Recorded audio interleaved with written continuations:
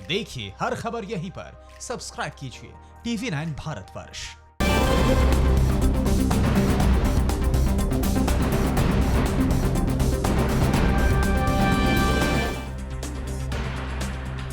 नमस्कार, देश के सबसे बड़े न्यूज नेटवर्क TV9 पर आप देख रहे हैं न्यूज टॉप 9। आपके साथ मैं हूं शुभांकर मिश्रा।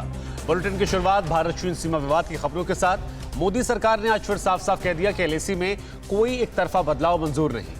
कल हुई सर्वदलीय बैठक को लेकर PMO से जारी बयान में प्रधानमंत्री के बयान को लेकर भ्रम फैलाने की कोशिश की गई। चीन के साथ टकराव को लेकर वायुसेना चीफ ने साफ साफ कहा कि हम हर हालात से निपटने के लिए पूरी तरह सक्षम हैं।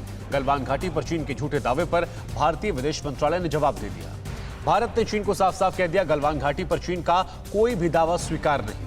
ऐतिहासिक समय से ही यह साफ है, चीन भारतीय सीमा में स्ट्रक्चर बनाने की कोशिश कर रहा था, जिसे भारतीय सेना ने गिरा दिया। इन खबरों के साथ भारत चीन सीमा विवाद की 9 सबसे बड़ी खबरें दिखाते हैं टॉप 9 भारत चीन टकराव। लद्दाख की गलवान घाटी में चीन में हुए टकराव को लेकर केंद्र सरकार ने विपक्ष के कुछ नेताओं की ओर से उठाए जा रहे सवाल पर बयान जारी किया। PMO की ओर से जारी बयान में कहा गया कि PM के बयान को शरारतपूर्ण तरीके से रखने की कोशिश की गई है। कल की ऑल पार्टी मीटिंग में साफ कहा गया था कि LAC में कोई भी अतिक्रमण बर्दाश्त नहीं किया जाएगा।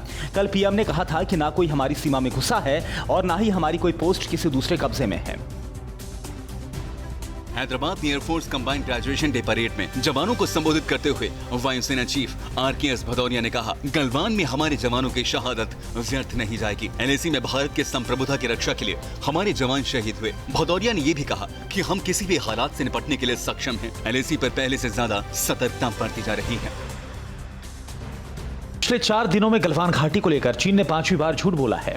चीनी विदेश मंत्रालय ने अपनी वेबसाइट पर प्रेस नोट को जारी कर दावा किया कि गलवान घाटी चीन के हिस्से में आता है और सालों से गलवान घाटी में चीनी सुरक्षा गार्ड गश्त कर रहे हैं।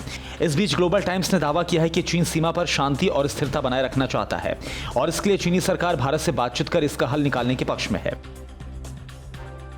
गरीब कल्याण रोजगार अभियान की शुरुआत करने के मौके पर प्रधानमंत्री नरेंद्र मोदी ने एक बार फिर से चीन को सख्त संदेश दिया। प्रधानमंत्री ने कहा कि हमारी जमीन पर कोई आंख उठाकर नहीं देख सकता। लद्दाख में बिहार रेजिमेंट के जवानों ने अपना पराक्रम दिखाया।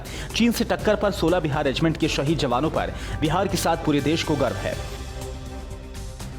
गलवान में जवानों की शहादत को लेकर राहुल गांधी ने एक बार फिर ट्वीट के जरिए PM मोदी पर निशाना साधा। राहुल ने कहा कि PM ने भारतीय क्षेत्र को चीन के सामने आत्मसमर्पण कर दिया है। राहुल ने सवाल पूछा, अगर जमीन चीन की थी तो हमारे सैनिक क्यों मारे गए और वो कहां मारे गए। अमित शाह ने शहीद के पिता का हवाला देते हुए पलटवार कर कहा कि राहुल सियासत से ऊपर उठें।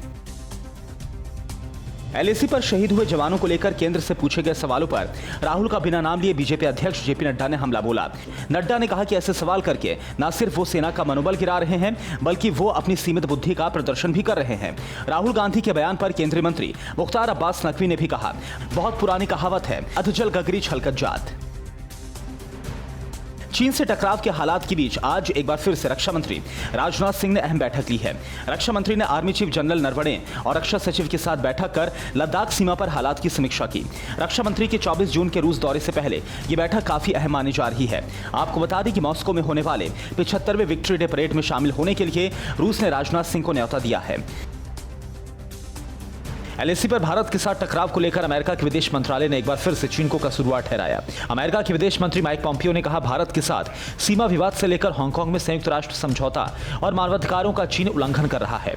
अमेरिकी विदेश मंत्रालय ने कहा है कि चीन का रवैया सकारात्मक नहीं है। भारत चीन सीमा विवाद पर हमारी नजर बनी हुई है।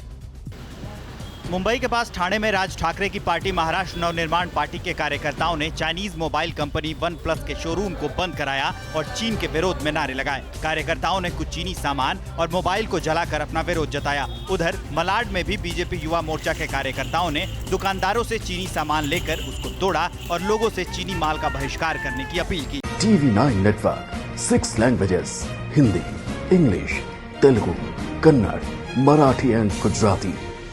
56 crore impressions. India's #1 news network. TV9 network.